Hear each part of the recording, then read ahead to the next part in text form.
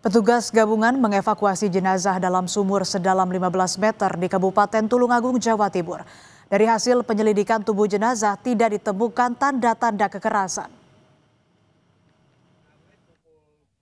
Temuan jasad seorang pria di dalam sumur mengagetkan warga desa Sukorejo Wetan, Kecamatan Rejo Tangan, Tulungagung, Jawa Timur.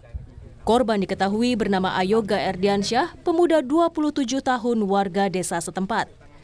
Evakuasi jenazah korban dilakukan personel Dinas Pemadam Kebakaran dan Penyelamatan Tulungagung. Dalam waktu 30 menit, jenazah berhasil diangkat dari sumur sedalam 15 meter. Kurang lebih 15 meter.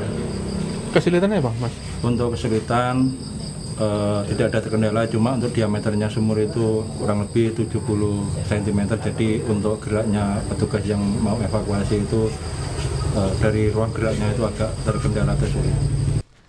Polisi bilang, dari hasil pemeriksaan tidak ditemukan tanda kekerasan di tubuh korban. Korban pun diduga meninggal akibat tercebur. Kami melaksanakan visum luar. Dari visum luar kita tidak menemukan kekerasan, unsur kekerasan, luka kekerasan. Jadi untuk pihak keluarga tidak menghendaki otopsi dalam. Selanjutnya kami kembalikan ke pihak keluarga untuk dilaksanakan pemakaman.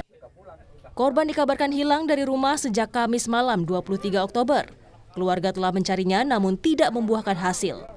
Pada Sabtu sore 25 Oktober, seorang warga melihat jasad mengambang di dalam sumur di tengah kebun jagung yang berjarak sekitar 150 meter dari rumahnya. Slamet Widodo, Kompas TV, Tulungagung, Jawa Timur.